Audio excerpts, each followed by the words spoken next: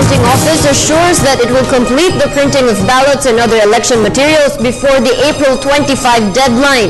52 million ballots will be printed by the NPO for the coming midterm elections in May. Assistant NPO Director Raul Nagrampa said that since last Tuesday, they have already printed a total of 1.5 million ballots. He expressed optimism that their printing machines will not encounter any problem. Nasa target po namin yan na 600 a day muna for the first week. Then sa second week po aangat kami, baka po makapunta kami ng 800, 900. Then hopefully magplato kami sa 1 million a day. Ang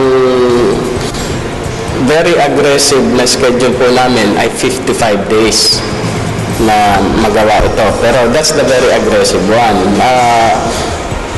Kumbaga, between 81 and 55 days, sa gitna po siguro nun ang realistic na target natin. So that should be around second week of April.